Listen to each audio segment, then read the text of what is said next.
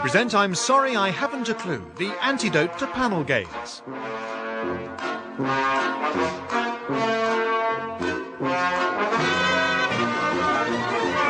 At the piano is Colin Sell and your chairman is Humphrey Littleton.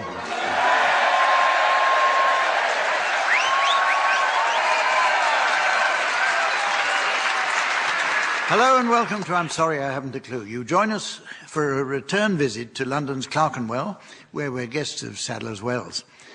A music house was first founded on this site by one Richard Sadler in the 1680s. He discovered a well in his grounds when gravel was dug out for reconstruction work on nearby Pentonville Road. And as the audience make their way home later, they may care to inspect how it's getting on.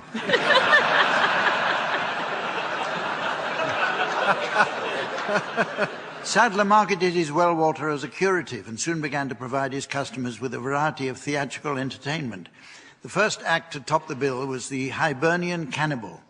To great amazement, the cannibal proceeded to eat a huge live cockerel, which he consumed feathers, feet and all, with a side order of fresh giblets and a pint of brandy. Few were surprised when the cannibal died of food poisoning 3 days later, after eating at Doner Kebab in Exmouth Market.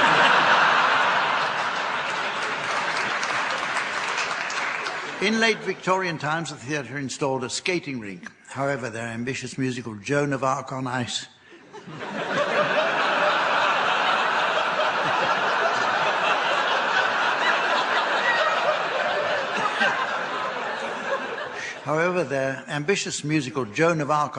was not a great success, despite the unintentional plot twist in the final scene when Joan was drowned.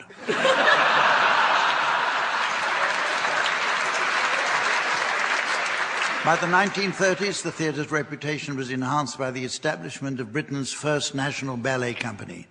Since then, Sadler's Wells has seen many landmark productions, including Matthew Bourne's all-male version of Swan Lake. In their trademark silk tights and elegant feathers, what a magnificent sight the company made each evening as they arrived to change into costume.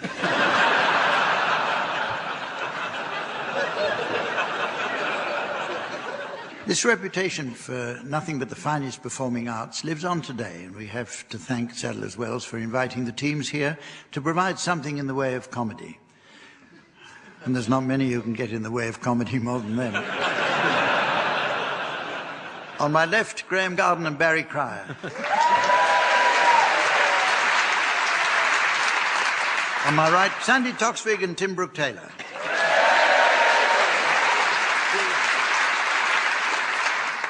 And making sure my scorecards remain safely on the desk in front of me and that I don't knock one off by accident.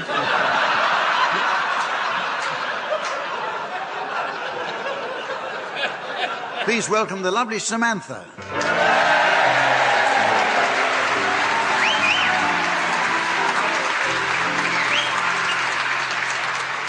Okay, teams, let's launch into the first round with every ounce of enthusiasm we can make. It's the new definitions game, and it's intended to educate our audience about the subtleties of meanings in the English language. And remember, teams, I'd like you to submit any new definitions of existing words that you may have spotted recently. Sandy, would you care to start, please? Ransom, a short amount of exercise. Graeme.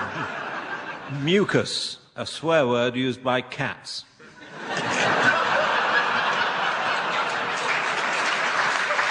Tim. Avoidable. What a car with a headache does. Barry. Bordello. Blasé greeting.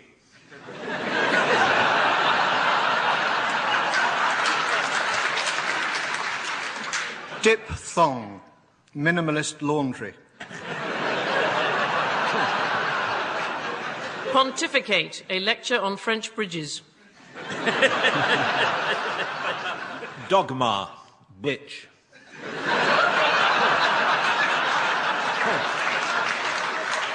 Preach, a soft fruit with a speech defect.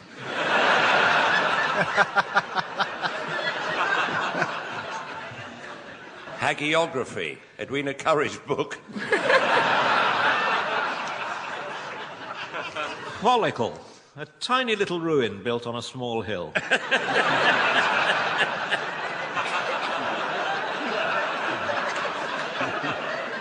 Migraine, what a farmer calls his crop. Bedlam, a very favourite sheep. Cross country, Iraq.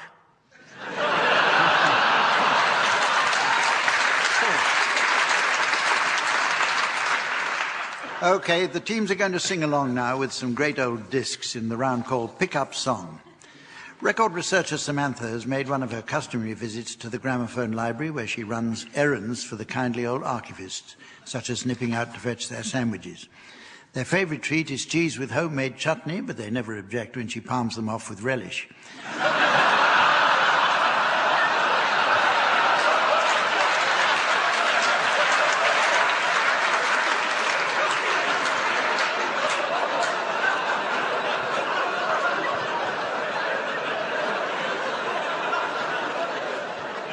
I can see she's ready and waiting at the turntable and eager to give the chosen discs a spin, so you should sing along with the music teams until at my signal, Samantha turns the volume down.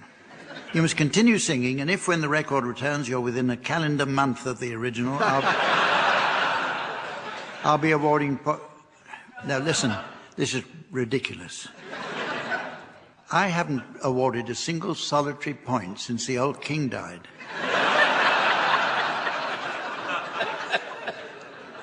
And as for Samantha, she hasn't scored in a decade. Oh, yes, she has. I mean, what do points mean? Shut up.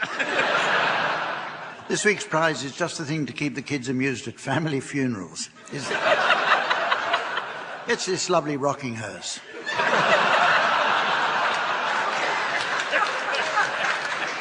Okay, we'll start with you, Sandy. Would you please accompany Gertrude Lawrence singing Shall We Dance? Oh, Lord. We've just been introduced.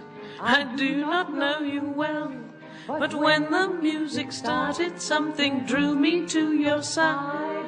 So many men and girls are in each other's arms. It made me think we might be similarly occupied. Shall we dance? 1, 2, 3. On a bright cloud of music, shall we fly? 1, 2, 3. Shall we dance? Shall we then say goodnight and mean goodbye? 1, 2. Or perchance, when the last slit of stars left the sky, shall we still be together with our arms around each other? And shall you be mother? And shall you be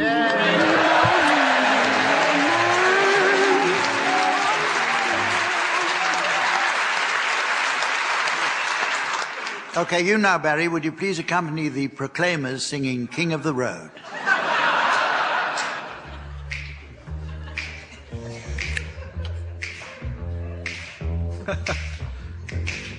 Trailers for sale or rent, rooms to let 50 cents. 1, 2, 3.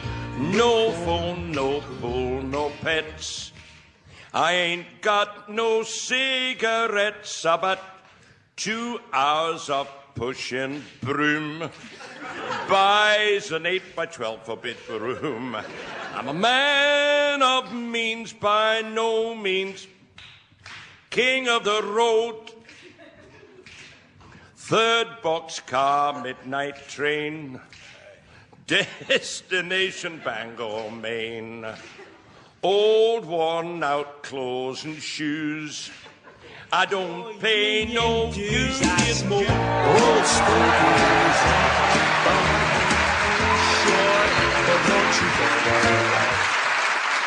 Okay, Graeme, now would you please accompany the Mavericks singing Dance the Night Away? And finally, Tim, would you please accompany Julie Andrews singing I Could Have Danced All Night?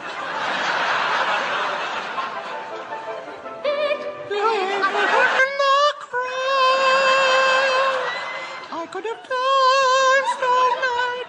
I could have danced all night and still have begged for more. I could have spread my wings and done 1,000 things I've never done before. I'll never know what made it so exciting. Why all at once my heart took flight. I only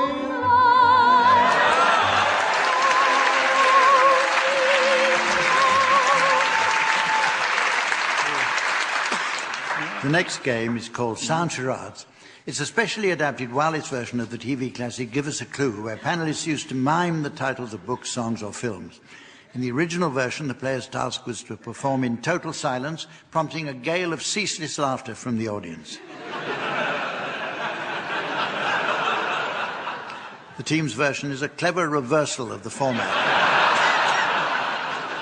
Give Us a Clue certainly provided many memorable moments as the players were given their titles on cards provided by the host, Michael Aspel.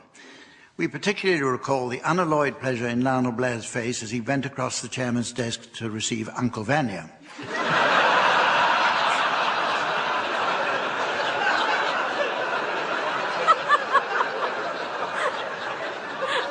Tim and Sandy, you're to start, please, and your title will shortly be displayed to the audience via the laser display screen. And here's the mystery voice for listeners at home. Die another day. Die another day. Off you go, Tim and Sandy. 3 words, and it's a film, and it goes like this.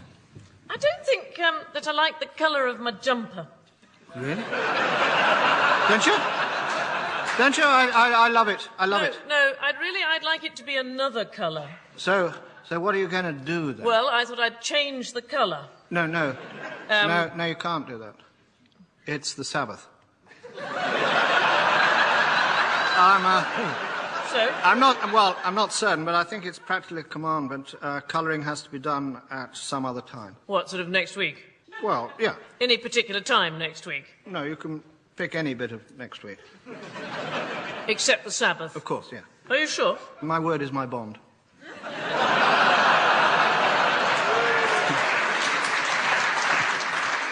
Goldfinger, Thunderball. 3 woolly. 3.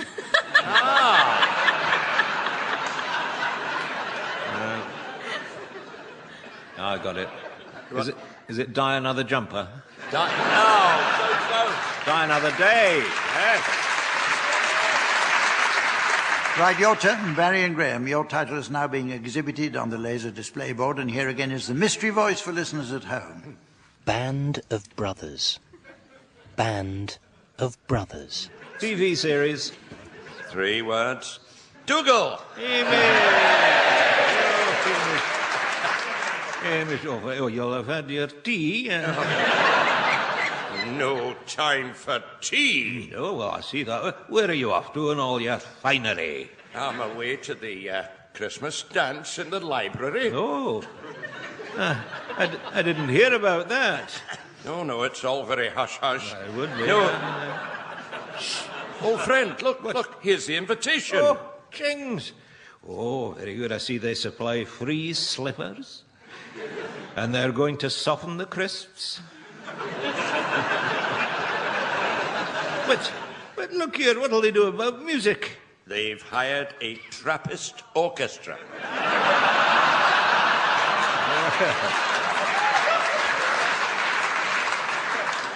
You don't hear that very often. If ever. So, this Trappist orchestra, what do they call themselves? Look! Oh, of course. Goodbye.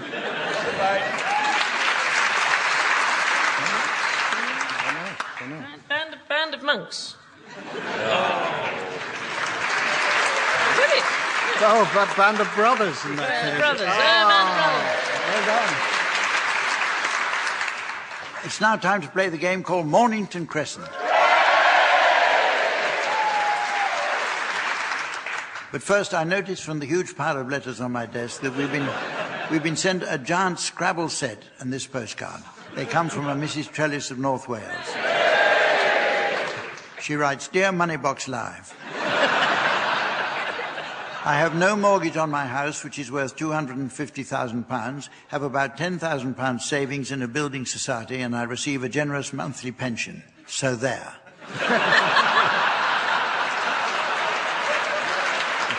Yours sincerely, Mrs Trellis. OK, on with the game, which this week will be played to the new standard Livingston rules. This means that pedestrianised squares are out of bounds, and any location subject to a congestion charge incurs a forfeit. OK, Tim, will you start, please? Putney Bridge. Cleveland Street. Harrow and Wealdstone. Angel.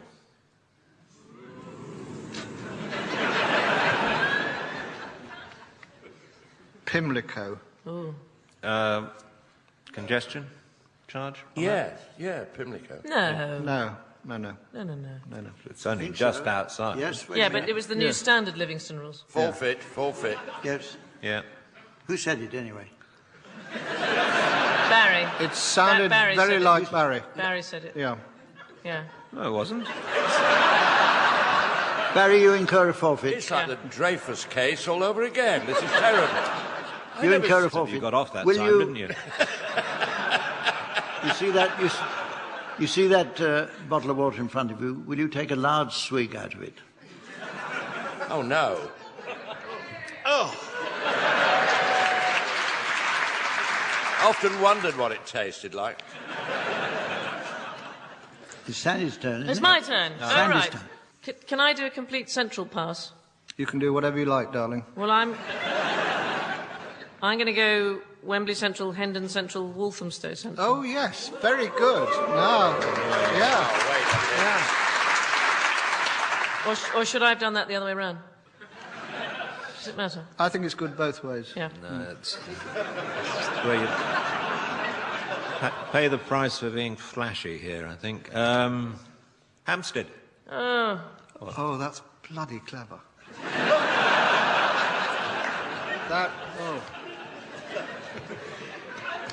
Parsons Green. That's very... No, he's taken us off course again. Goes on a diagonal. He's opened up his diagonals.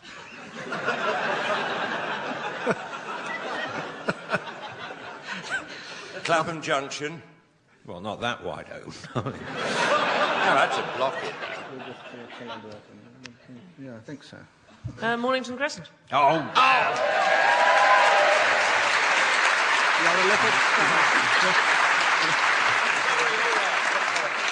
Very clever. Thank you. I can't help thinking there was something missing from that game. CS gas.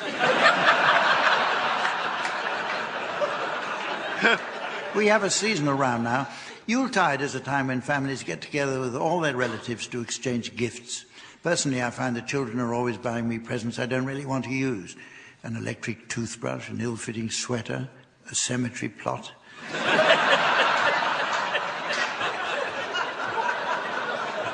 I brought along a selection of listeners' Christmas problems to which I'd like the teams to provide helpful solutions. And right, Graeme, you can start. Can you answer this listener's question? What's a nice thing to do when buying someone a mobile phone for Christmas? Buy them a year's free rail travel.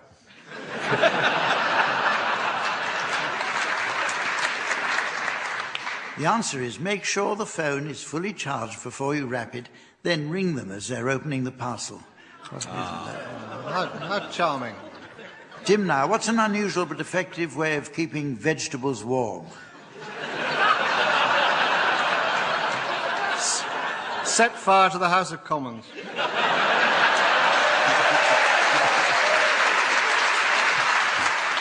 I've got a better idea. Drain them, return them to the saucepan, wrap it in a blanket. What do you mean wrap it in a blanket? Drain them, return them to the saucepan, wrap them in a blanket and put it under the... there's a mixture of whatever it is. It's witchcraft. Drain them, return them to the saucepan, wrap it in a blanket and put it under the duvet. Barry, now, what's an important thing to remember when you're buying wine for Christmas dinner? Where you live.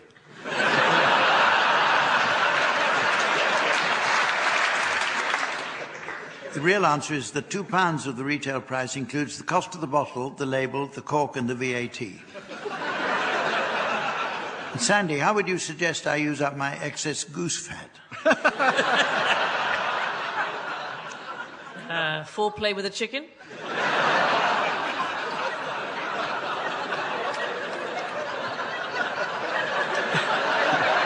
It makes an excellent hand cream or ointment for chilblains. Okay, here are some for any of you who want to have a go at. If your turkey's giblets have not already been removed, what's the best way to do it? Tell Barry it swallowed the bottle opener.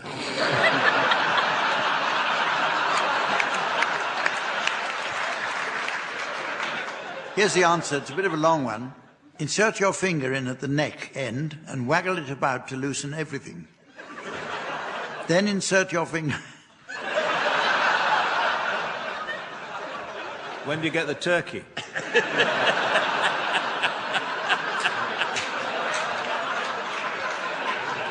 Don't knock it till you've tried it. I'm going to read this very quickly. Insert your finger in at the neck end and waggle it about to loosen everything. Then insert your finger at the tail end and waggle as before. Then try to pull out all the innards in one go from the tail end, taking care not to break the gallbladder. Oh, I think my gallbladder... Don't try this at home. What can I do if my guests are finding my nuts a little tough? Well, I think this is where your excess goose fat comes in.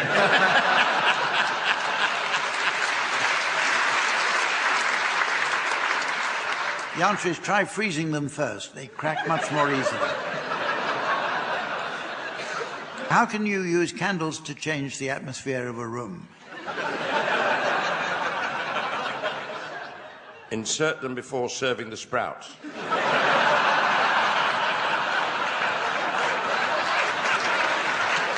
On the contrary, use scented ones. You might try placing them in front of a mirror. What?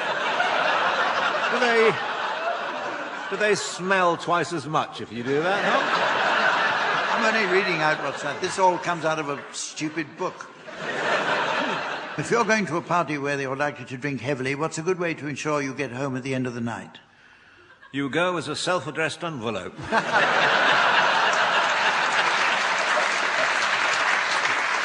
Actually, that's very nearly the right answer, but I can't understand this. Put £20 in a self-addressed envelope to give the cab driver when you leave.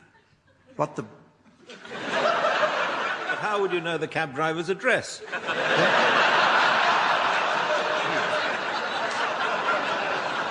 Well, it's very nearly the end of the show, but there's just time for the teams to announce the arrivals at the dancers' ball.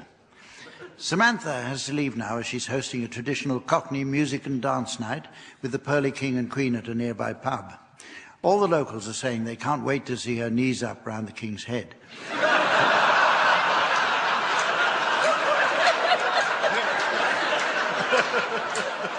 So while she's away preparing for that, I'll ask the teams to announce the late arrivals at a society ball for dancers. Tim, will you start, please? Will you welcome, please, Mr and Mrs Terry Tooster and their daughter, Millie Terry. From Scotland. Aye. Waltz Disney. He likes to dance, but his wife Disney.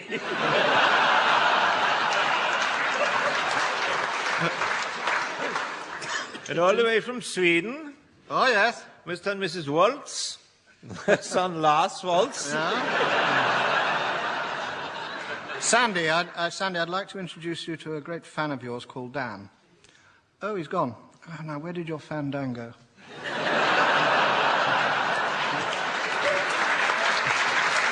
Well, I can't stop, Tim, because I must go and chat with Mr and Mrs. Dancing is a load of old irritating nonsense which clogs up the village green, and their son Morris.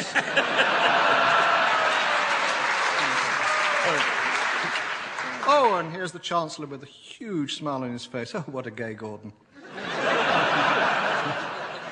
I also see Lord and Lady Tish country dancing also gets on my nerves, and their son Scott.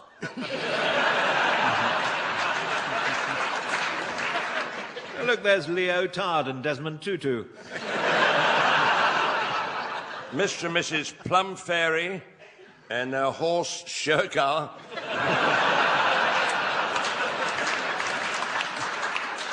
Will you welcome, please? Yeah, I will. Mr and Mrs Mamata to McCorns.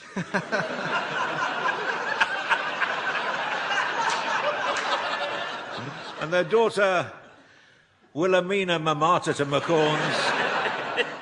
And all the way from Spain, Senor and Senora 234, and their son Juan. Will you welcome, please, Mr and Mrs Bennett? Are those tights padded, or are you just pleased to see me? And their son Gordon Bennett. And so, ladies and gentlemen, that brings us to the end of the show, and indeed the series. And, well, what a series it's been, providing so many memories that will never leave me.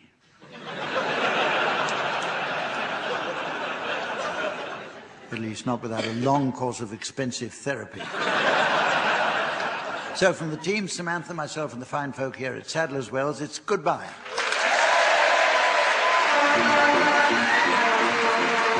Barry Pryor, Graeme Garden, Sandy Coxbig and Tim Brooke Taylor have been given Silly Things to Do by Humphrey Littleton, with Colin Sells setting some of them to music. The programme consultant was Ian Pattinson and the producer was John Naismith.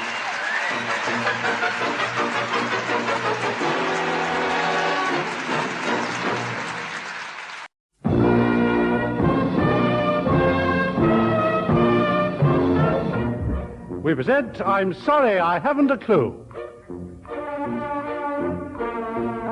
Your chairman this week, Humphrey Littleton.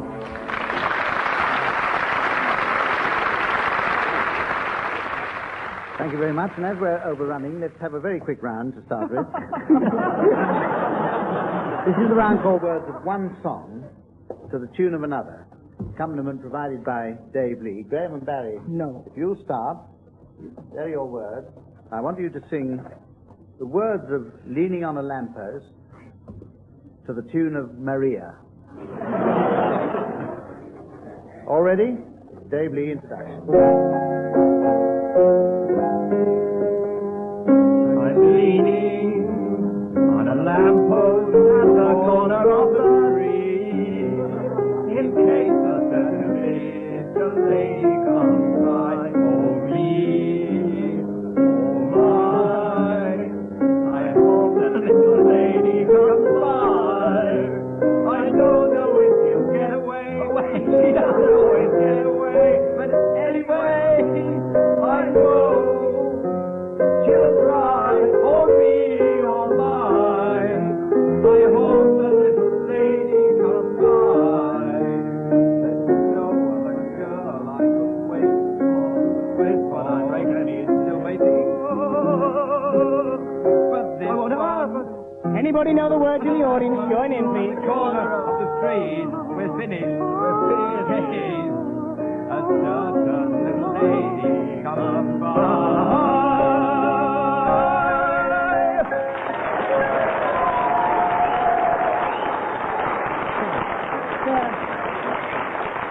That should be enough for this show now, shouldn't it? We can go home. You've been listening to West Side Story.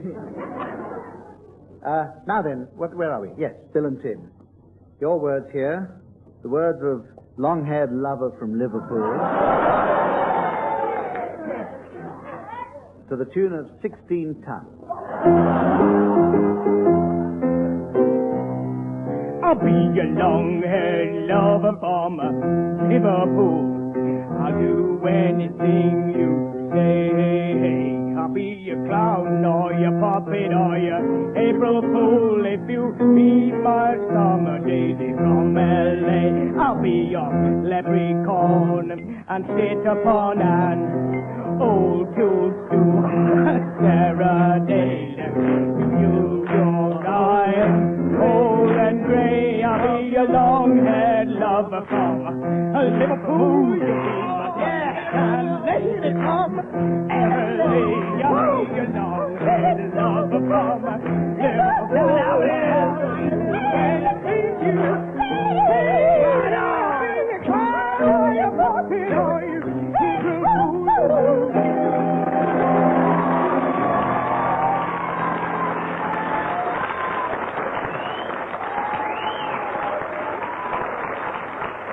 Very good.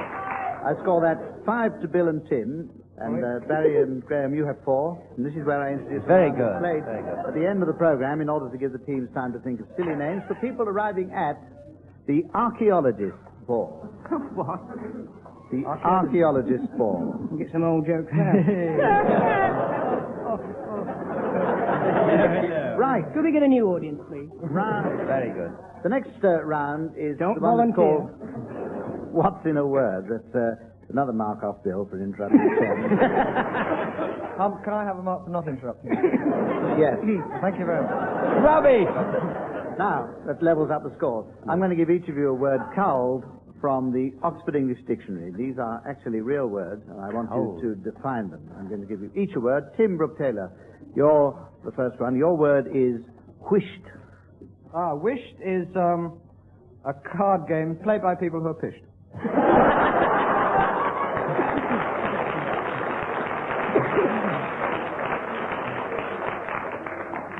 Yes, the dictionary doesn't actually put it in as many words, but the dictionary definition is an utterance of whished to enjoin silence. But it's roughly what you say. Yeah. Barry Crowder, your word is nettlecock. Wished, Barry, wished. Well, what a time to talk shop.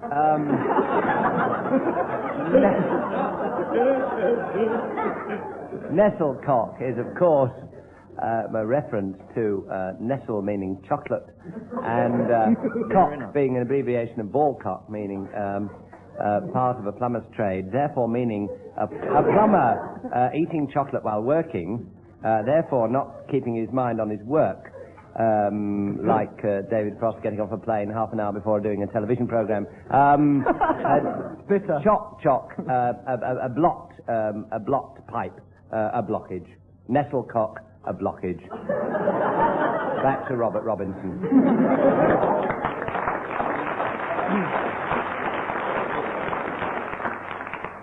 Reading my booklet from the BBC, I see that I have to dock you 1 mark for advertising, so put your total score down to 4 again, I'm afraid. Oh. Otherwise, it was excellent. It does, in fact, mean a spoilt or delicate child. Oh, warm. And, warm. Bill, your word now is Persient.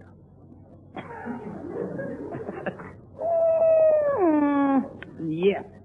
Persient. Well, this, you pronounced it wrongly, of course. Of course. Should have been pronounced table. I know what a table is. Anyway. No, Persient, yes. It shouldn't really be in the dictionary. You won't find this in the dictionary. It is, in fact, a proper name, and is, in fact, an early arrival to the insect's ball. Mr and Mrs Ant and their little son, Percy Ant. And 5 marks. Rubbish. 1 mark.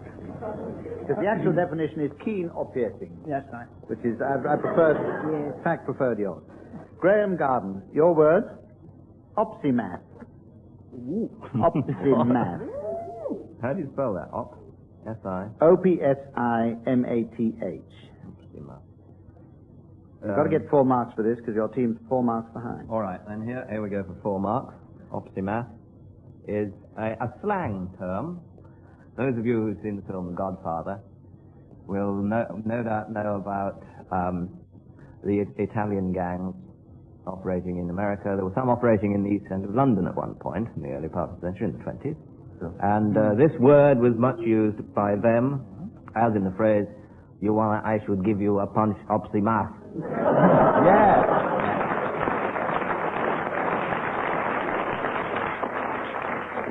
Yes, 4 marks.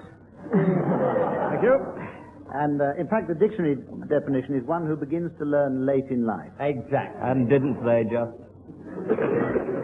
The next round is a new one. This is one called All Keyed Up, and it brings Dave Lee in again in a starring role. In this round, one team sings the first part of a song, and then Dave Lee raises the key, and the other team sings the next part in the higher key, and then the key's raised again. And so on. Oh, no. And Excuse see me who while I cracks adjust my first. trousers. Now then, the first song is going to be started by Tim Brooke-Taylor and Bill Oddie, and it's I'm Henry VIII I Am. Introduction, please, Dave Lee. Do you want the word?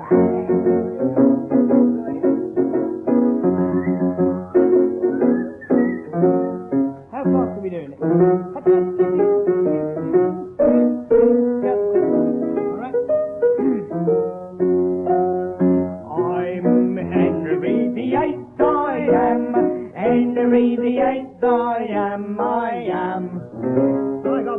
to the widow next door.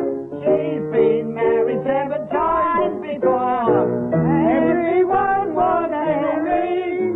She wouldn't have a Willie or a Sam. Henry's no birthday's Henry. I'm Henry the 8th I am. I'm Henry the 8th I am. Henry the 8th I am. I got married to the widow next door. She's been married 7 times before. Everyone was Henry. She wouldn't have a Willie or a Sam. Henry's no birthday's Henry. I'm Henry the 8th I am.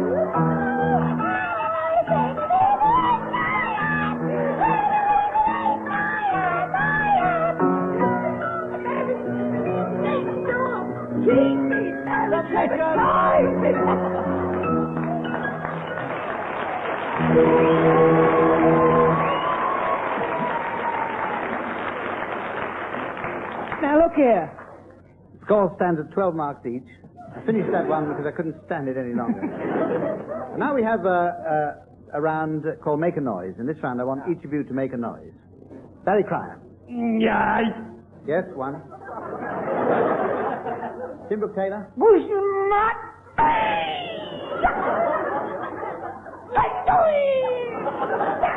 Oh, no. Yes.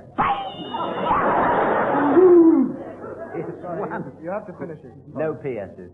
One more. Graeme Garden. Excellent. Thank you. Yes, that's what I got here. Bill Oddie.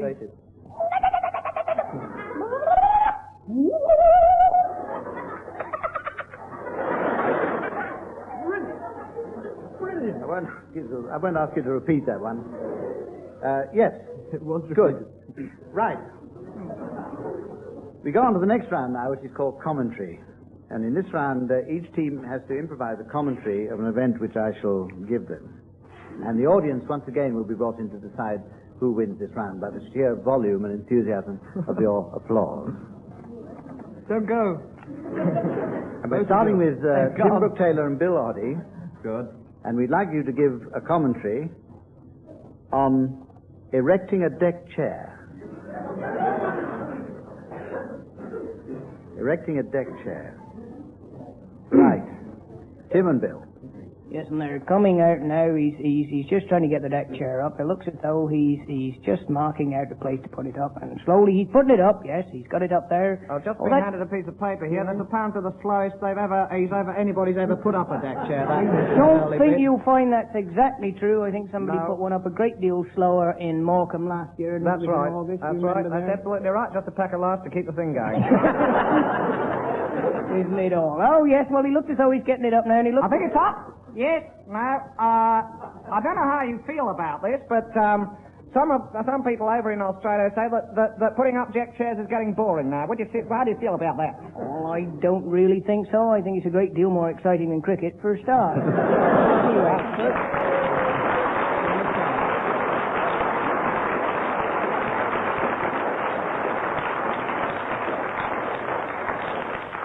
Thank you, Tim and Bill, for two old men putting up a deck chair. Now, Barry and Graeme, you ready for your commentary? Your subject is making a double bed. Making a double bed. Easy. Will you set the scene for us, please, starting right away? And it's the oversheet coming up there, right across the undersheet. The oversheet has gone in. It's the eider down. The eider down. This is a surprise here. A surprise. A surprise who did very well at Newmarket last year. Surprise. Yes. What a surprise be. A surprise, ladies and gentlemen. The eider down has gone over on top. Eider down over on top. Eider down 3-1 against. This is going to be one for the bookies. The eider down is going there. The eider down is going there. The eider down is on top. Coming round. The eider down. Gone in. The eider down on the bend. The eider down. Over to you, John. And the eider down is down. The eider down is down. That's that last fence there. You didn't quite see it, but the lady making the bed tripped over the fence and dropped the eider down over the other side. Now they've got the player. And it's coming up out the eider down there, the blankets. And keep your eye on the yellow blanket coming up on the inside there. Running, doing very well, getting some sin. And it's pillow. It's pillow.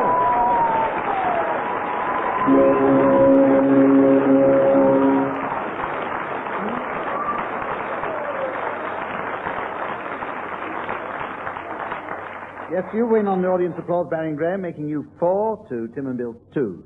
Now we go on to the next round, which is called MacDonald's Funny Farm. And in this round, one team sings Old MacDonald's Farm. You know this one. Those of you listening at home will know this one of old. We've done it before. And we're going to do it again. One team sings Old MacDonald's Farm, accompanied by Dave Lee, and the other team makes suitable noises for what's on the farm, and vice versa. Now, we'll start with Graeme and Barry. Will you sing Old MacDonald's Farm? And Bill and Tim, will you make the required noises? Introduction from Dave Lee.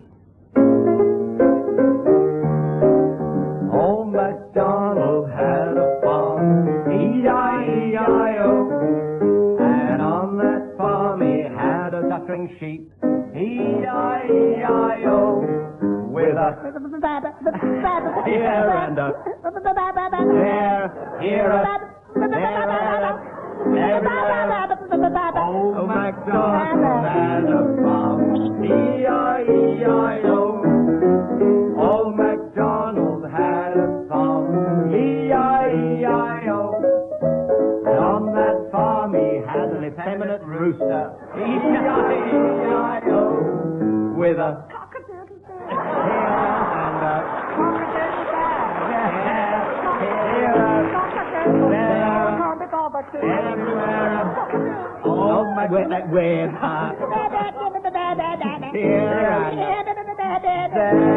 here up, there up, everywhere up.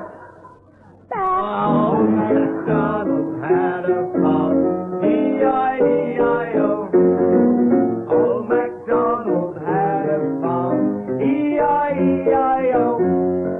And on that farm he had a cross between a duck and a bee, E-I-E-I-O, with a here and a there, here a there a everywhere with a Oh, cock-a-bloody-doodle. there. Oh, dear. I'm fed up with it. Cock-a-doodle-doo. Everywhere. And up. Here. There. Here. There. Everywhere up. Old MacDonald had a farm. E-I-E-I-O.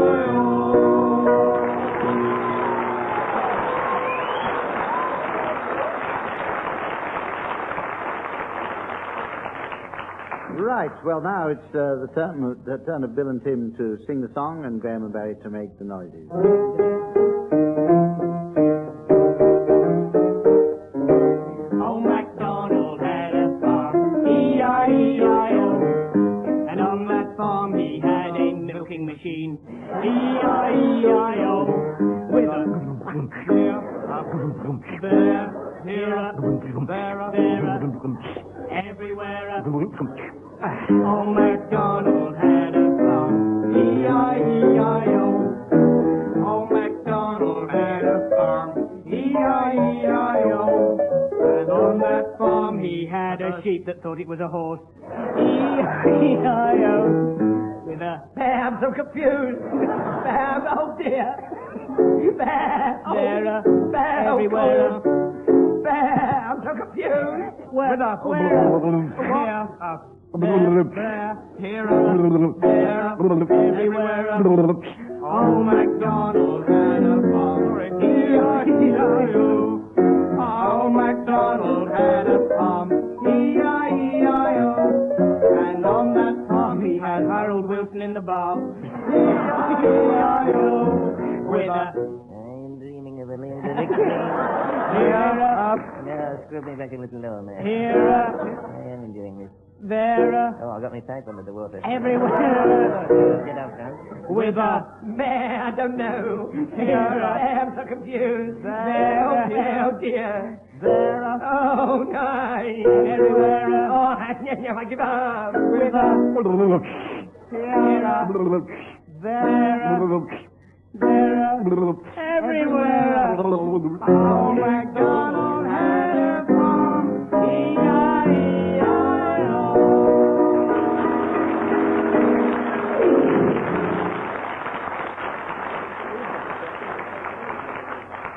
that point in the competition, the scores are as follows. Tim and Bill 21, and Barry and Graeme 22.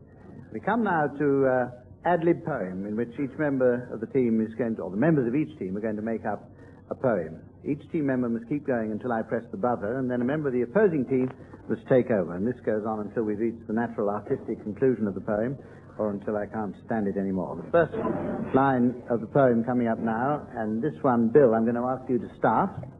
And this is your first line. I'll give it to you as near as possible. It's in dialect. Ibar gum, lad, thou looks grim. Is trouble at the mill? Ibar gum, lad, thou looks grim. Is trouble down at the mill? I've gone and dropped me elephant, and it's sitting out there still. Not moving, you do understand, but still. But sitting very still.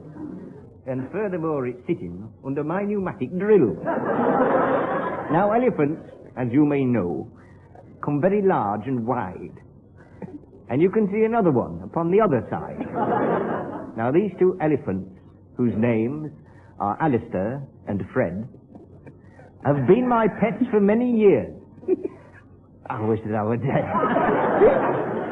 He wishes that he were dead, he says, because he knows quite well that elephants, when they drink milk, do up and swell. There is a saying round these parts, and I'm agreed with it. Careful, Barry, careful. That's a rare good saying. And I think it's quite neat. I've often heard it said, you know, that elephants do swell, but when you come to think on it, I'm sure the village bell has more to clang and clong to us than any elephant diatribe. You know, when you sit down and think of it, I'm sure 'tis but a jibe that elephants do swell. Now, nay. Now, nay, said Jack, and jumping up, he said, you'll all rejoice, because I think at this moment we should drop this silly voice and get right back to normal voices. And the poem. So, I'm going to read another line. And this is the way it'll go. There was a lad who lived in France, upon a lonely hill. And his name was Jacques. Surprise, surprise. His wife's name was Jill. Hey, by gum, it's me again. We'll have no truck with France. They walk around in little shirts and tiny little pants. I was just saying, said the froggy, in a funny voice. I am very fond of reading, but I do not have the choice. I'd like to be so English. I would like to cross the Channel. And then I think to myself, oh no. oh, I can't need a flannel. I don't know what that means. He said, the censor, I do mean, who walked into the village where before he once had been, many years ago when they were doing... Very many things. But hark! You hear it? Yes, I do. The village church bell rings. Oh. And who can be ringing it? It is the Three Kings. 'Tis strange they should come to our village, he said. Oh, no. Oh, no. Oh, naughty things. It is the Verger who told the bell this morning. It is the Verger. I tell you, as sure as I'm born. Oh, that was clever. I did say as I ran back to home and vowed that I never would embark on such a silly poem.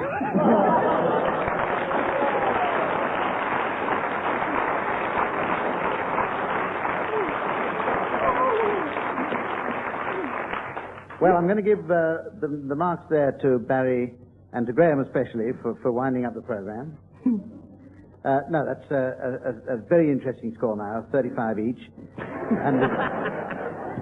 And we come to the last round, in which, of course, the scores come thick and fast, because this is the point in the program where the teams give their announcements for the arrivals at the archaeologists' ball. Mr and Mrs Remain, and their religiously inclined son, Priest Oric Remain, followed closely, and more or less the Rattle right of period, bones. Mr and Mrs Dactyl, and their son, Terry, and his pal E.O., Lithic Aid. From Africa, will you welcome Mrs. Uncarmen and their ballet dancing daughter, Tutu Uncarmen, And her mummy. who is well enough to receive visitors. Followed closely by Mr and Mrs Civilization with Kenneth... No! Oh! Mr and Mrs Ization with Kenneth Clark and their daughter, Civilization with Kenneth Clark. Mr Chaldees and his wife, you know, her of the Chaldees. No, that's wrong. We're digging deep. North, Mr. and Mrs. Swall, and their son Adrian Swall. And a Roman friend, Mr and Mrs Akeflaw, and their old man Mosaic. Mr. and Mrs. Arts and their Be careful. their laughing son John, laughing Jack Arts. We needed an anticlimax at a time like this. Archaeology. He's not archaeological. Get him out. He is now, you know. Closely followed by Mr and Mrs Sir Greek Ern and their son Wat. who is rapidly followed, I am, by very fast. Gerald Ponsonby, butler to several medieval monarchs, who in his time became known as the Valet of the King.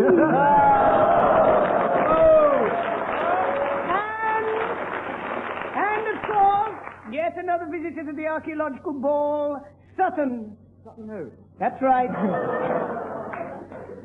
At which point... And one we've all been expecting, I'm sure.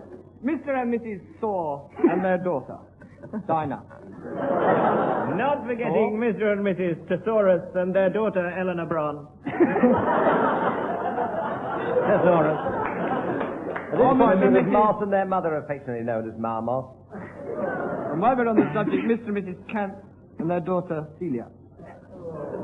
I beg your Which pardon. point? Treat a lady like that. With a dramatic and popular win by Here is a motoring report. Tim Brooke Taylor and Bill Oddie, that brings us up to the end of this week's program. We shall be back next week with very much of the same thing.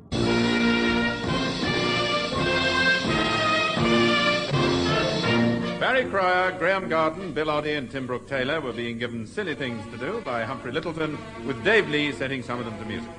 Production was by John Castles.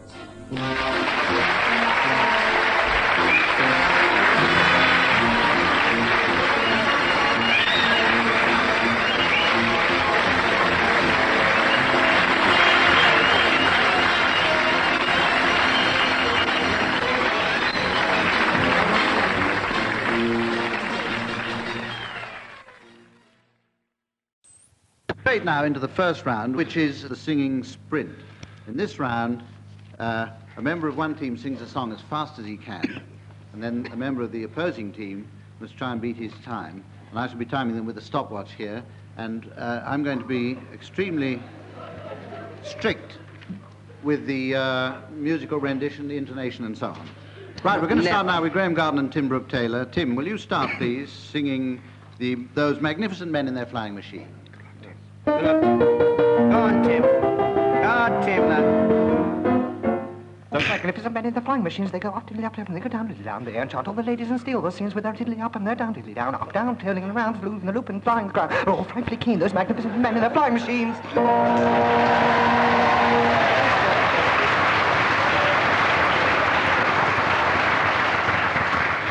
Tim Brooke Taylor with a fantastic 11.5 seconds. Graeme Garden, can you beat that? Personal best.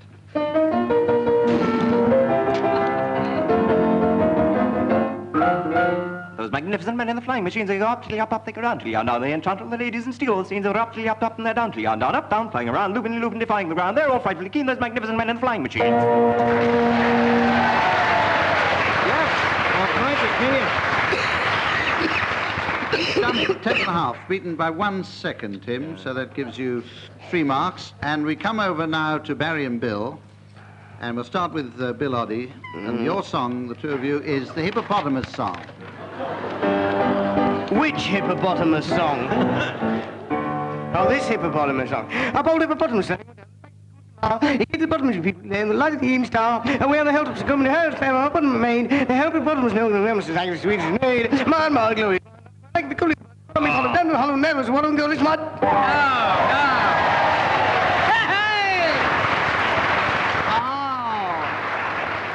Nice one. 14.5 seconds. So that's your target, Barry Cryer.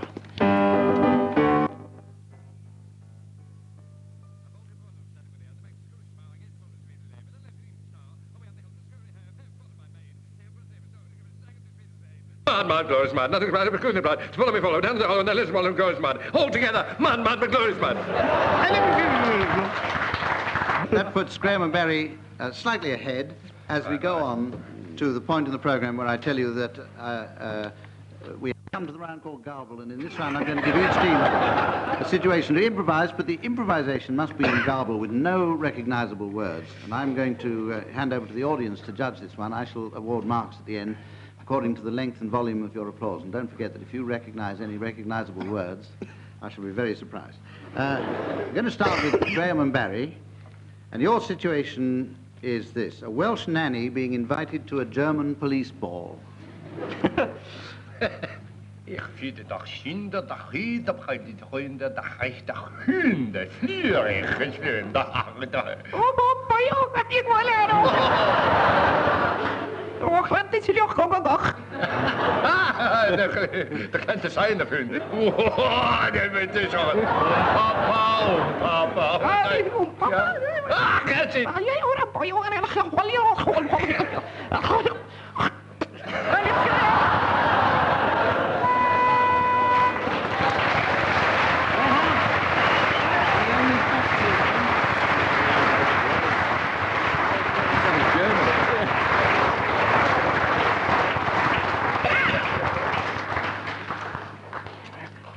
Well, I think Barry did very well. Barry did very well to avoid any German words, but there were 1 or 2 Welsh words in Graham's there. So, 1 or 2 German words. Anyway, I'm taking note of your applause now. Tim and Bill, your turn. And your situation is a young Liverpudlian offering a lick of his ice cream to a neighbour at an Italian football match. Why are you calling here?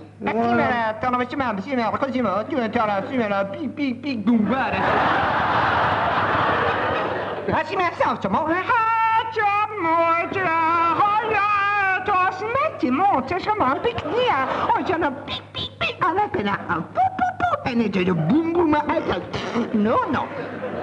No, loony, are you?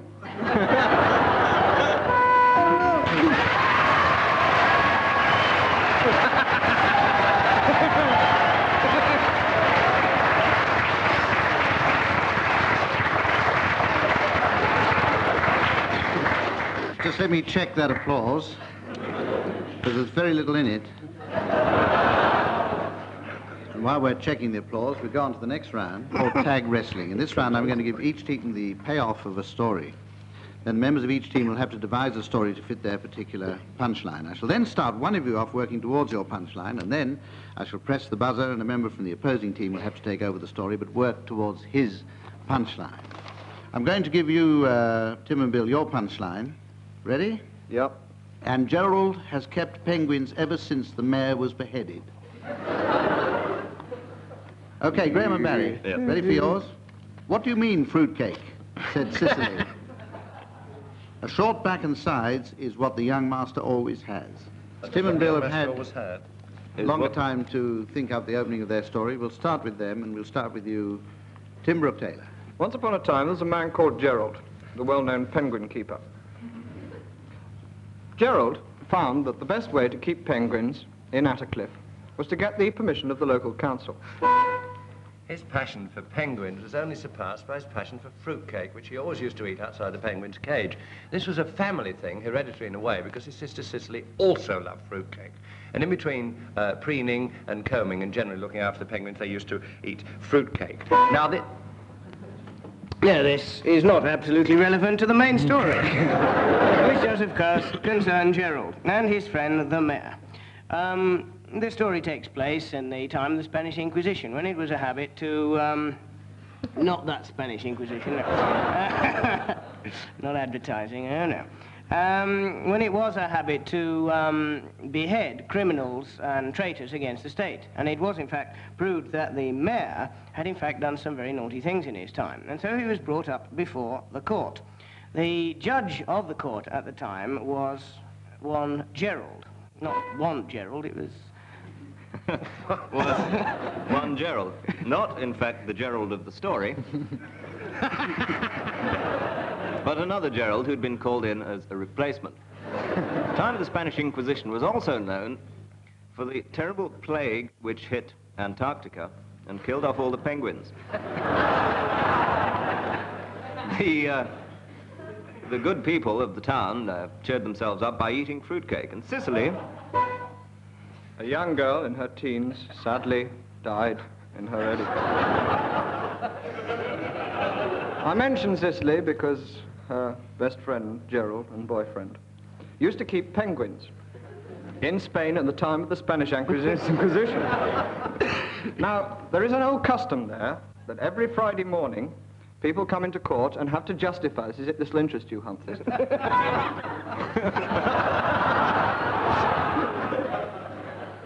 Cicely had, in fact, died, and everybody had been so besotted and loved her so much that they all hired a medium and went to a séance, hoping they could speak to Cicely again. And there, the lady who was holding the séance said, "Cicely, appear to us." And she's a pretty rotten medium, and instead appeared the mayor. Who said, "Hello, fruitcake."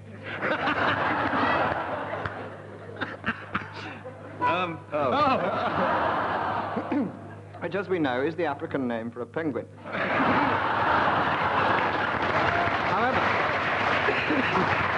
However, Gerald was not to know this. And he said to the mayor, he said, "Look, if I can prove," this is the bit I was telling you about earlier, Hump, that you weren't interested in, so I'll make it a bit different this time. Every Friday, people of the town had to come in and justify why they kept these birds, ducks, ostriches, emus, things like that. Now, one day, Gerald came in, and the mayor was in trouble. I'll tell you why he was in trouble some other day.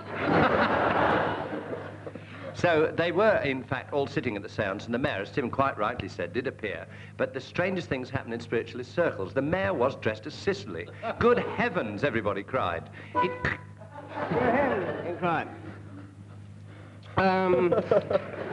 Good heavens, they cried. This is a pretty rotten séance, let's have another go.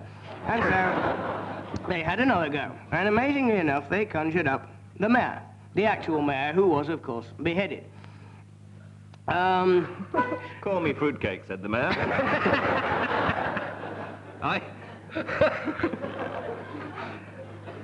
I hear a voice. I think it's Cicely. Nobody else heard anything, except somebody who thought that it was something to do with Cicely talking about a barber's shop. But they were wrong. It was, in fact, Gerald talking to the mayor, and because the mayor was so nice to him, even though he had been beheaded, Gerald has kept penguins ever since the mayor was beheaded.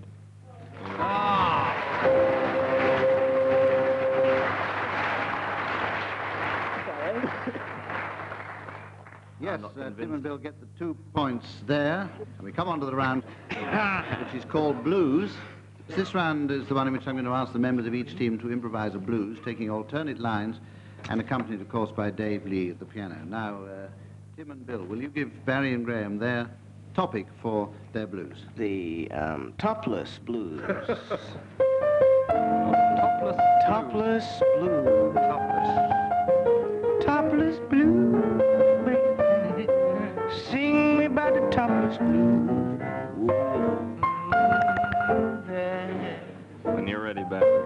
I'll get a job tomorrow, Mom. Drop a line. Woke up this morning. Yeah, man. And I was thrilled to bits.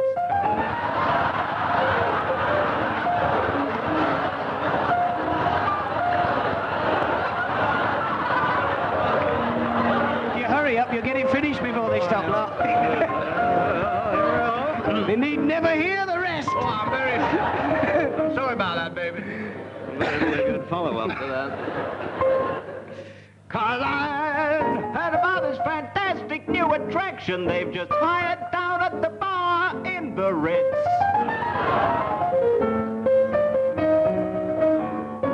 They've got a topless barmaid.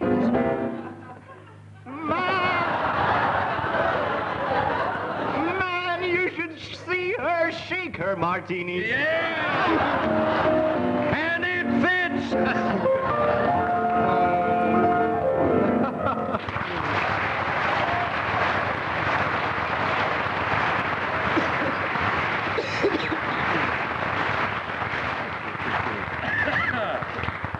Now, we helped you. Gave you a nice, Right. easy subject. Thank you. What do we get back? Very easy one, this. Yes? Barry and Graeme, your For Tim and Bill, it's the hair transplant blues. And that's the last time we help you. Right. Oh, yeah. Oh, yeah. I got this one on an old Folkways record. I remember this. Just got to feel a bit ethnic. Yeah, you man. know. You know, man. Shall I play? Yeah! Oh, this is gonna surprise you, pal. Well, I woke up this morning. Found my head was all bare.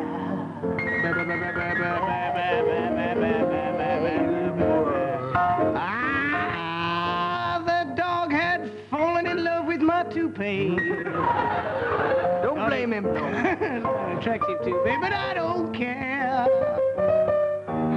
I just put a rabbit on my head. You want to know why? Yeah. I bet you already do. Because at a distance it will look like a little hair. Oh,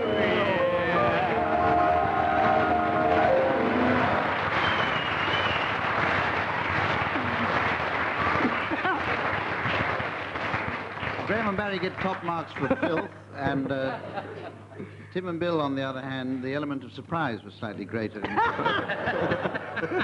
Yeah. Graeme and Barry 16, and Tim and Bill 15. And now we have the round called sound charades. One team has to guess the title of a book, play, or whatnot from the noises made by the members of the opposing team. And the audience can help here, but they never do, but they can, by applauding when the teams are getting warmer, and by hissing when the teams are getting whatever the opposite is. Right, Tim and Bill, is this a play or a film or what? We've heard it's a play. Play. And while the audience here is being shown the title on a board, the mystery voice will be telling you, listening at home, what their title is. And it's The Mousetrap. The Mousetrap. Right, how many sections? Well, there are two words, and the first word begins with T, ends in E, and has an H in the middle. The second word we're going to do in two halves. Mm-hmm. Two halves. First half first. Shall we do that? Yes, you do the first. Yeah.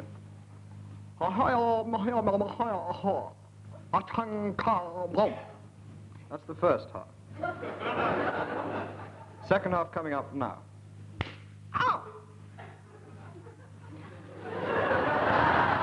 Right, Graeme and Barry. The China slap.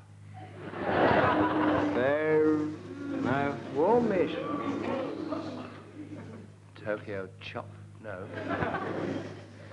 The Japanese hit.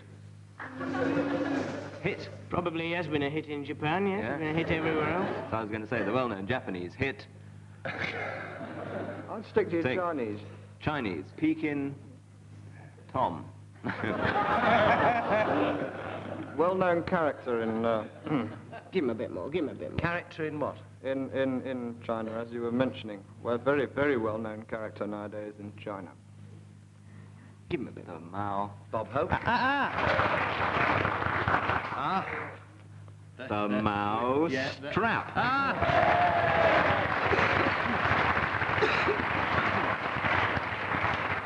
Terrific. Brilliant. I don't know how you do it. And Graeme and Barry, it's your turn to do one.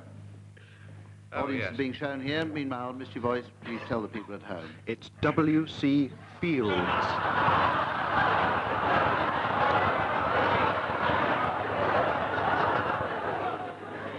You got it?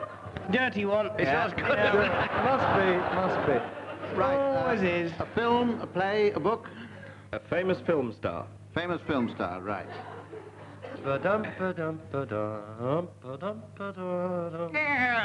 there, very old beauty. I see you modernize it in your farm there. Didn't ya? Oh, yes. You tell me why is you putting a lavatory in the corner of every one of your meadows?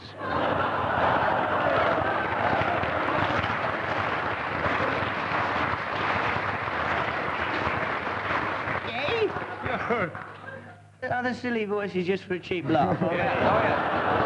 Are they part of it? Are they a clue of some sort? No, not really. Archangel Gabriel or something. You come into it. Clint Walker. Clint Walker. Close. Close. Warm. So that I can... Your meadows. Meadow Lou. Lou John. Lou. John. Lou. Lou? Lou Meadow. Oh, no, that's close. Lou Fields. Nearly there. W.C.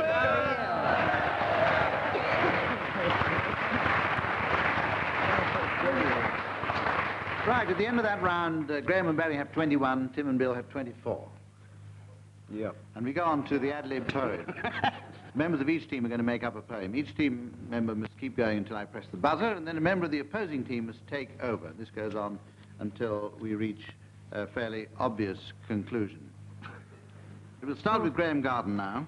Yours is a Welsh poem. Mark well the omen, gentle sire, the ravens on the wing. Mark well the omen, gentle sire, the ravens on the wing, and listen to this little song that now to thee I sing. And you may notice, as I speak, my accent has changed back. Back. And back I say to you, my friend, I'll sing this song, alack. I smite met Usman neeflim do, and jabat husnan dee, and barsen doch and dach and da, and boffen. I'm in a funny mood today. I often talk like that, you know. When my speech becomes slurred, I talk what I imagine is Welsh and no one understands a word. My father was a bard, you know, a druid, yes, as well. And up and down the valleys we went. My God, oh, sorry. My God. Oh, blimey. Oh, well. My father was a bard, I said, and yes, that is quite true. And here's another funny thing that I will tell to you. Well, funny, that's what I say it is, but then others say it ain't. But then again, you... You cannot tell. The truth is, I drink paint.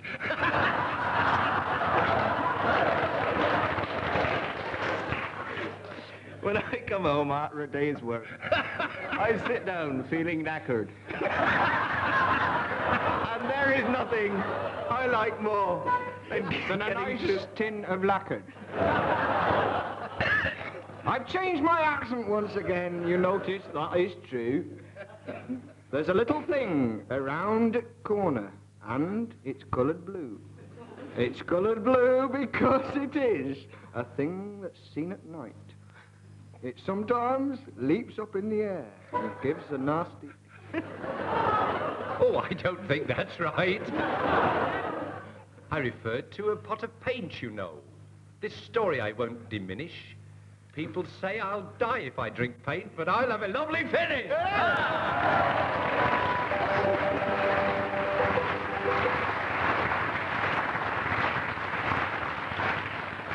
scored at 28 apiece, and we reach the most exciting part of the programme, which is the late arrivals. This is the point where I ask the teams to give their announcements for the arrivals at the policeman's ball.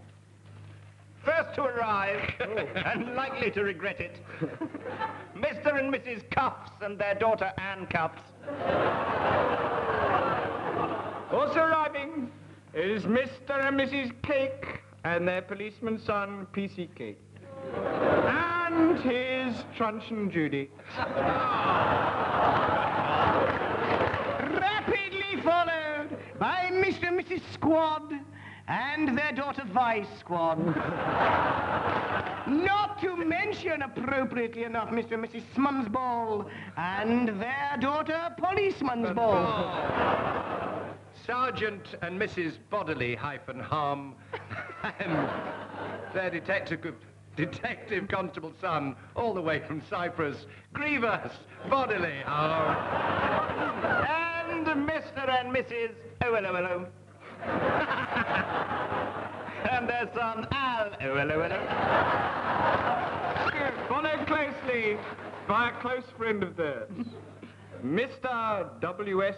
This Then, who is, of course, what? Saul This Then. And Mr and Mrs Ning Hall and their daughter Evening Hall. Followed by Mr and Mrs de Copper and their naughty son, who is a disgrace to the force, he being Bent Copper. From Cardiff, will you welcome Detective Superintendent and Mrs Ulnine and their son, Di Ulnine. Nine. Rapidly followed by Mr and Mrs Routine Inquiry and their son, Chester Routine Inquiry. And also, in the legal business, Mr and Mrs Sitor and their son, Solly Sitor. Mr and Mrs Pentonville and their worm, Wood Scrubs.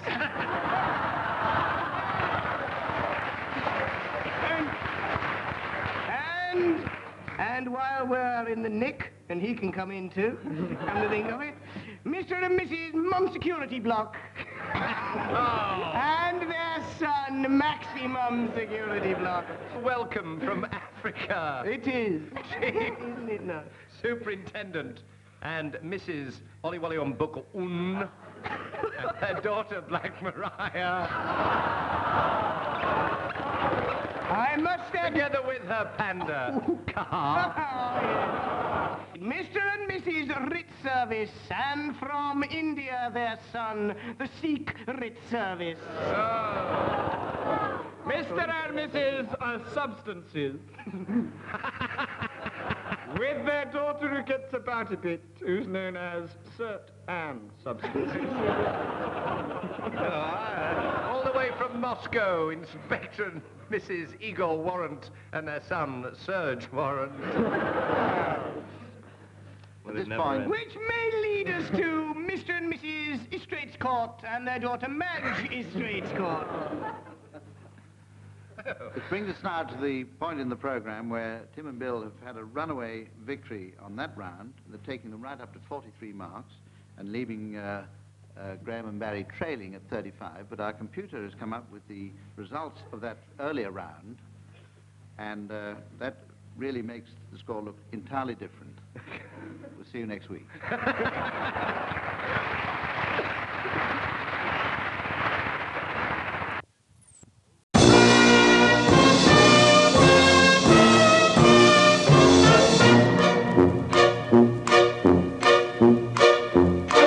We present I'm Sorry I Haven't a Clue, the antidote to panel games.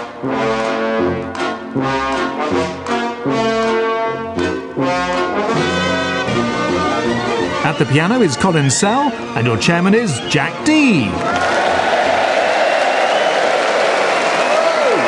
welcome to I'm Sorry I Haven't a Clue. You join us this week on a return visit to Sheffield. We're coming to you from Sheffield City Hall, where the city centre attractions are a mere 42 miles away in Manchester.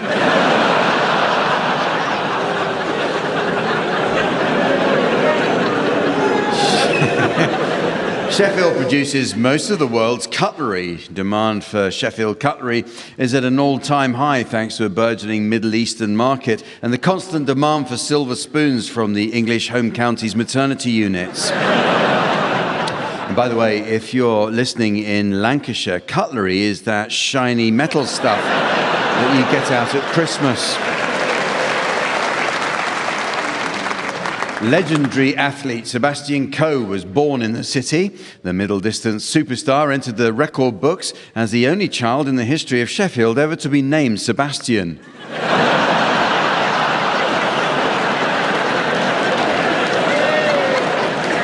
Sheffield is called the largest village in England due to its relative isolation, surrounded by hills, and not, as Lancastrians claim, because it's full of idiots.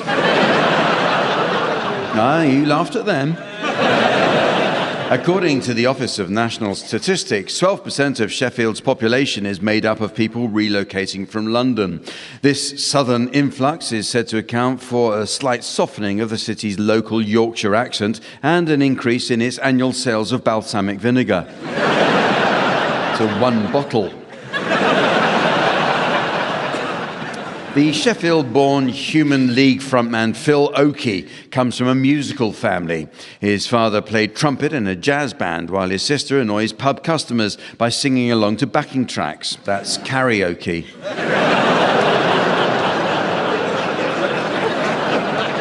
Sheffield is known as the City of 7 Hills. It was at one stage 8 hills until some Jobsworth cartographer from the Ordnance Survey decided that Dame Jessica Ennis Hill wasn't tall enough. Sheffield bands ABC, the Human League and the Thompson Twins provided the soundtrack for the 80s. Their work can still be enjoyed at their hugely popular nostalgia concerts, or if you're a 1980s Radio 1 disc jockey, via Top of the Pops repeats on the communal television on E-Wing.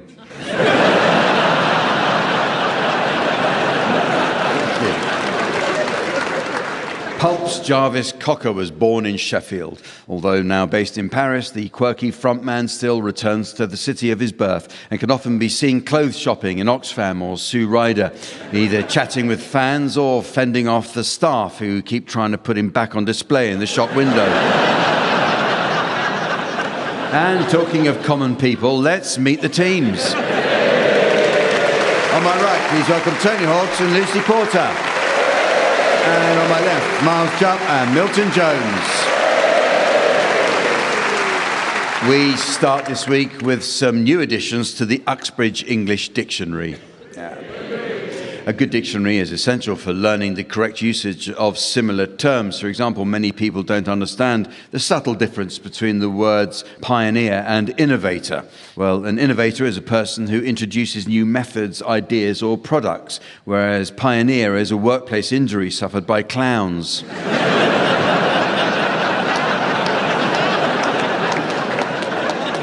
But the meanings of words are constantly changing, teams, so your suggestions, please, of any new definitions you may have spotted recently. Lucy, you can start. Grimsby, a fairy tale insect.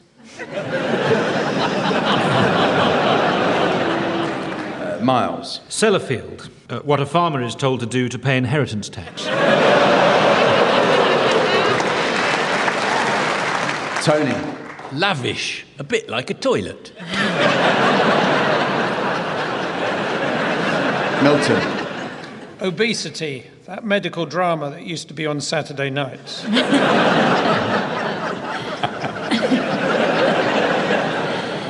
Knick-knack, an innate gift for stealing. Lactator, to be 1 potato short.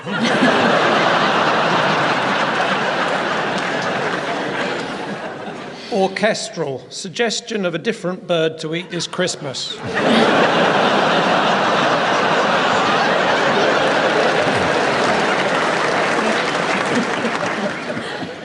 Pontificate, proof of the Pope's authenticity.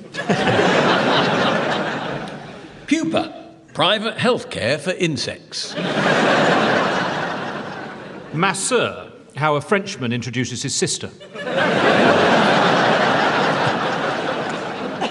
Whap, bapaloo, bap, a whap, bam, boom. The sound of a wet seal trying to operate a toaster.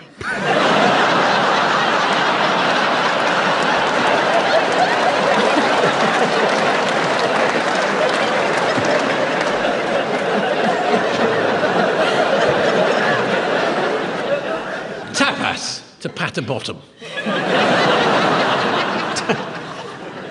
Trench warfare. A battle over a spanner in Yorkshire. Merseyside, somewhere between murder and suicide.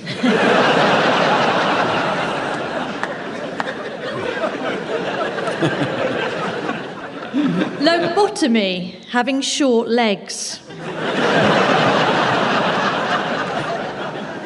Autism, a constant sense that you should be doing something.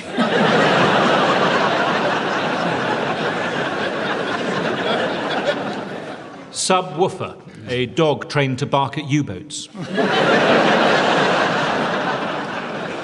Dundee, unimpressive boast about how much of the alphabet you've studied.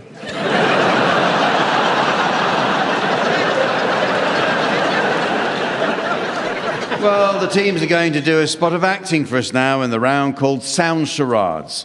Yes. A recent survey by the Actors Union Equity claimed that at any given time, 80% of actors are not working.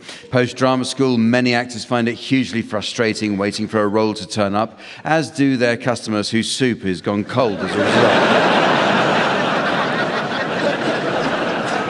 The game Sound Charades is all about miming, the theatrical technique of suggesting action, character, or emotions without words. Mime has its origins in ancient Greece and can best be described as the expression of emotion through gesture. Its most famous practitioners include Marcel Marceau, Etienne Descrues, and most white van drivers. In our version of charades, team members are permitted the use of their voices. So Tony and Lucy, you're to start, please, and your title will shortly be displayed to the audience via the laser display screen. And for listeners at home, here's the mystery voice. We're going on a bear hunt. We're going on a bear hunt. So off you go, please, Tony and Lucy. Right.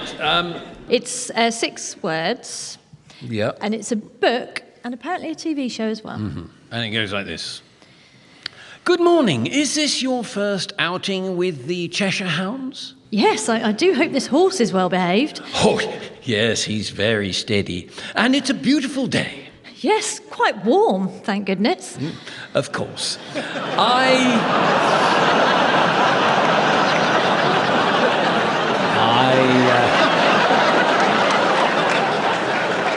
I'm guessing from that it's your first time riding naked. A horse, yes.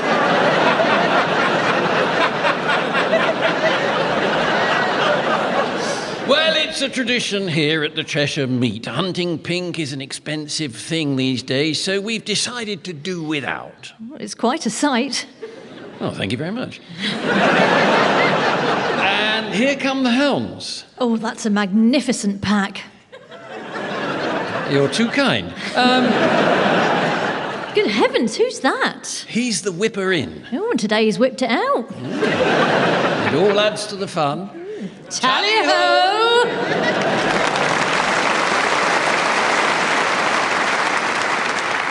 Gosh, so it's some sort of nudist romp. Hunt is the word, hunt in there? Bareback mountain. Bareback hunt. Bear hunt. Bear hunt. But don't clap me, I know. Oh, we're going on about bear hunt.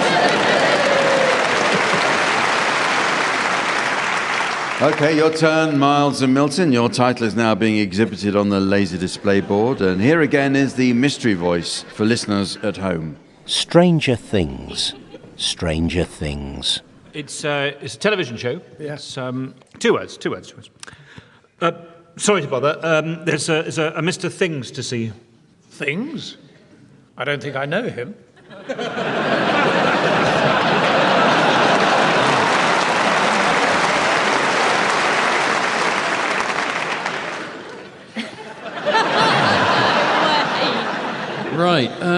Mr. Things. I don't know Mr. Things. I don't know Mr. Things. Is it Rivals? I just like it. It's dirty. You'd get to see Mr. Things thing in that, wouldn't you?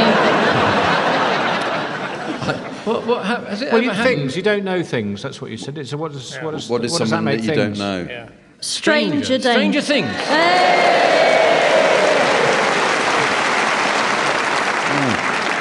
Well, it's now time to play the game called Mornington Crescent. Now, first I notice our hallway has been blitzkrieged by a letter. It comes from a Mrs Trellis of North Wales. And she writes, "Dear Liam Neeson, to the person who stole my glasses, I will track you down. I have contacts. Yours sincerely, Mrs Trellis." On with the game, and since we're in the fine city of Sheffield, famed as a once proud centre of steelmaking and the setting for the film The Full Monty, we'll today be playing Strip Mornington Crescent. Incidentally, our own Miles Jupp was in the TV version of The Full Monty, weren't you, Miles? I believe you had a small part in it. So... the rules are quite simple. If any player makes a foul move which is disallowed, he or she must remove one article of clothing. Apart from that, we'll be playing according to Stovall's articulated version of the game, where line stoppage is free, but laterals and ridings will need to be trebled unless north of the Jubilee line. Right? All quite simple. So, Tony, you can start. Well, given that line stoppage is free, I can start with Tottenham Court Road. Yes? Yeah. I will go Black Horse Road. Black Horse Road. Yes. 9 Elms? Yeah, that's okay. Nice. Yeah, well done, yeah. Milton? Arnos Grove.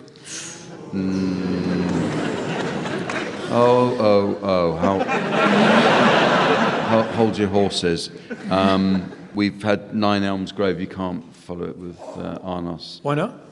Because we're playing Stovall's articulated version of the game. Weren't you listening? I'm afraid that means you do now need to remove an item of clothing, Milton.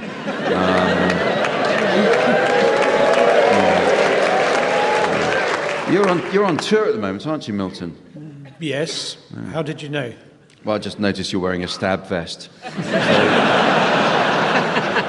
maybe that should come off first. Okay, here it comes. Right. Back to you, Tony.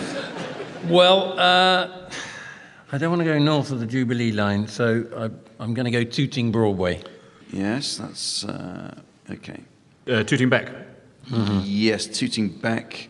You can have it, in fact, because of being north of Watford. That's okay. Yeah. Otherwise, it would have been a problem.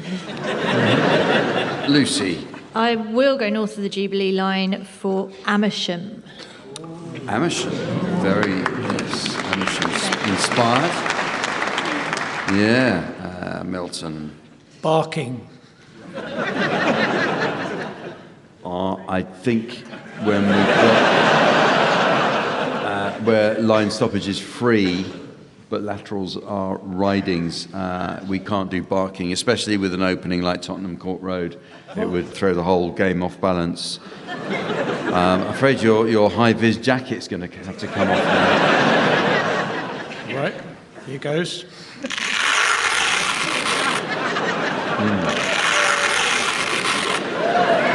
It means a lot to me. You see, my great-grandfather invented the high-vis jacket when he was fighting in the trenches in the war. It was also the last thing he did. Yes, that's right. We're all wearing high-vis jackets this evening in his memory. Perhaps we could have a little time of reflection.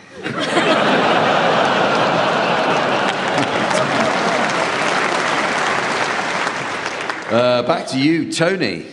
Heathrow Terminal 3. Ah, yes, okay, yes. Yeah. Finchley Road and Frognall. Try without Frognall. Finchley Road. Finchley Road is good, yes. You can have that. I should have disallowed it. I just don't want you taking any clothes off.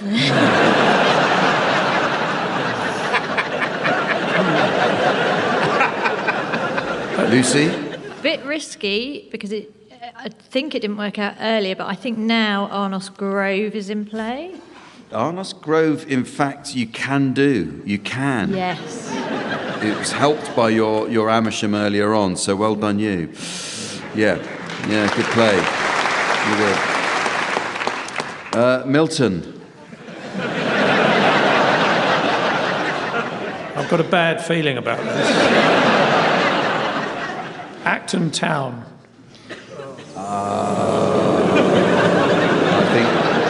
I think the audience know as well as I do that that's not going to work. You can't pass muster with that. We've had Heathrow, remember? So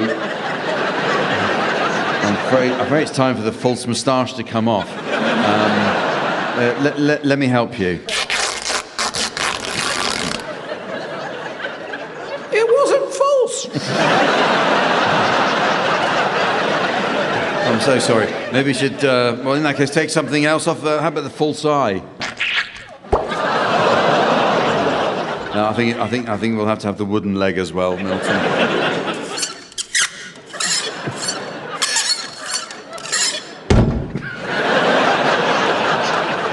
Fair enough. Well, better luck next time. Tony. Well, I'll just have to go Hampstead. I can't let you have Hampstead. No, not after you've had Heathrow. I'm afraid that means you're going to have to take off your sequin G-string. Okay.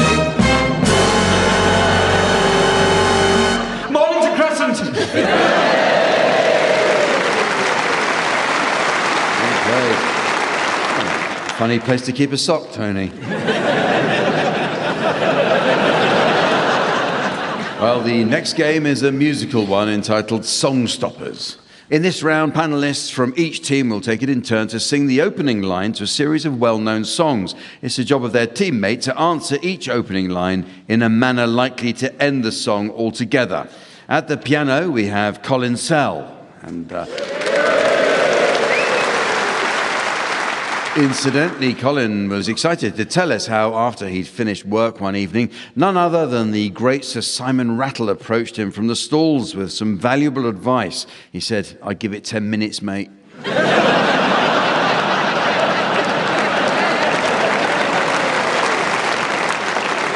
You can go first, Miles and Milton. Can we have your medley of first lines, please?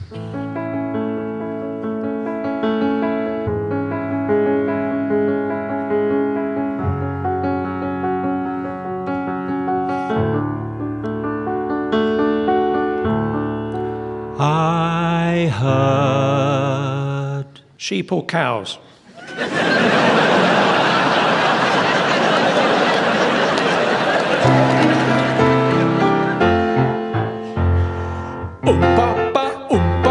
That's how it goes. Yes, it's what we doctors call cardiac arrhythmia.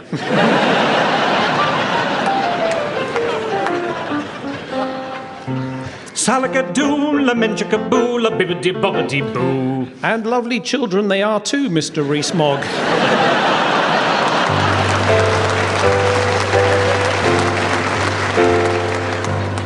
Ebony and ivory.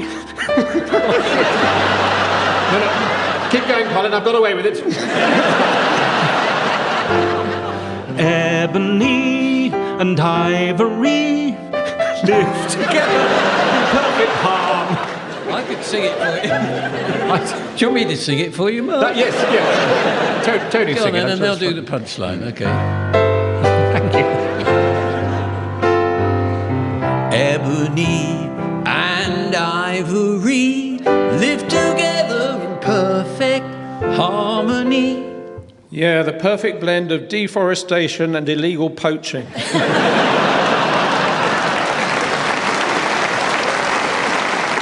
No one likes a smart-ass, Tony. It's just a jump to the left and then a step to the right. And that's basically the history of the Labour Party.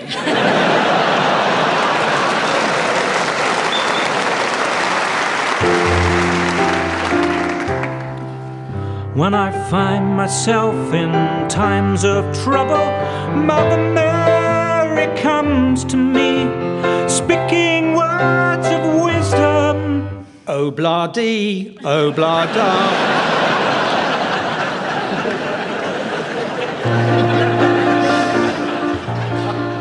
To dream the impossible dream, to fight the unbeatable foe, to bear with unbearable sorrow. And how long have you been a Sheffield Wednesday fan?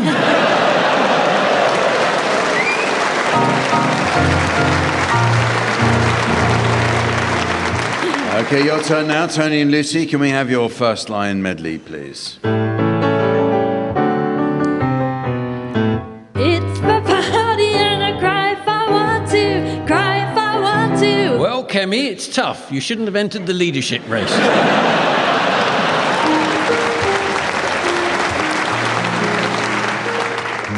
You're beautiful. You're beautiful. You're beautiful, it's true. Are you going to buy that mirror or not, Mr. Blanche?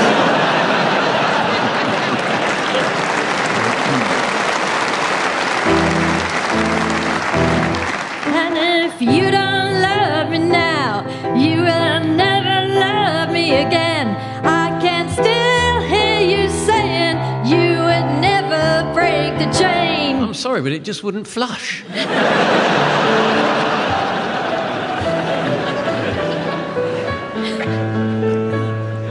6 o'clock. I'm sorry, I do apologise. Would you like me to sing it for you? Yeah.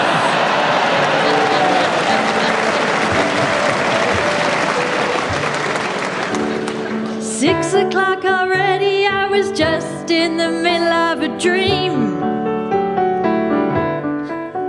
I was kissing Valentino by a crystal blue Italian stream. Lucy, wake up, you're snogging the cat.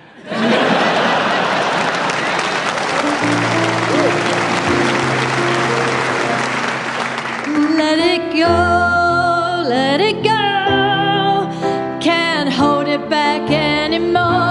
Remind me never to share a tent with you again.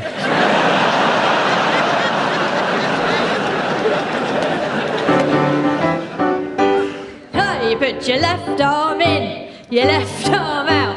In, out, you shake it all about. Yes, is there another vet we could speak to?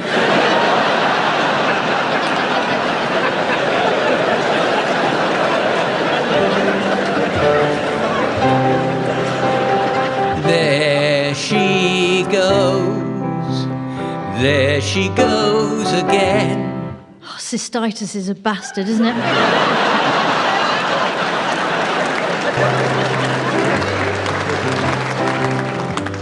She unscrews the top of her new whiskey bottle and shuffles about in her candlelit hovel like some kind of witch with blue fingers in mittens. Still, at least she got to be Prime Minister for 44 days.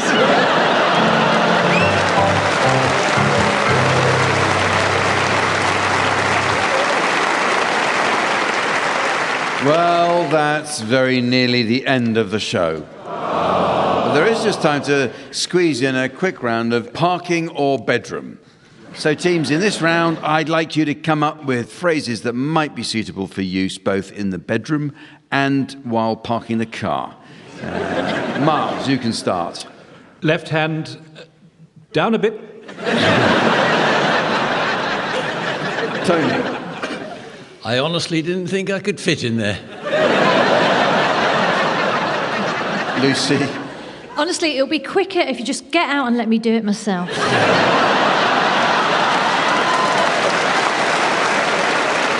Milton. Sorry, I didn't mean to honk.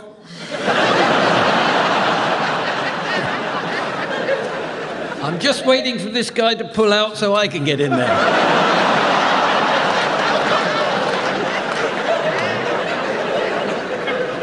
I just always feel safer in these big Swedish models. Don't worry, I'm just dropping off as well.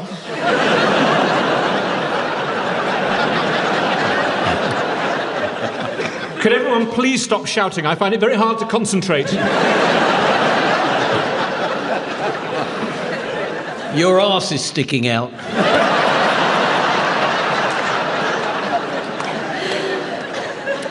Oh, if you have a rummage in there, you might be able to pull out a tin of travel sweets.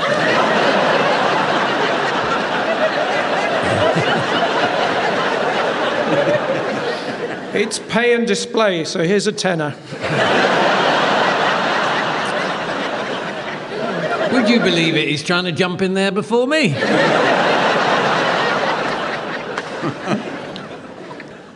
What an arsehole.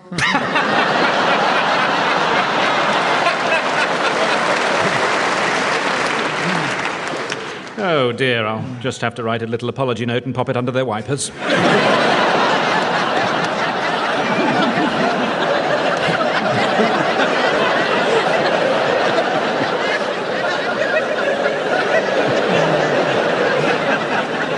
And so, ladies and gentlemen, as the worming tablet of time is given to the dastardly Doberman of destiny, seconds before it drags the backside of abomination across the cream-coloured carpet of calamity, I notice it's the end of the show. So from the teams, Sven, myself, and our audience here in Sheffield, it's goodbye.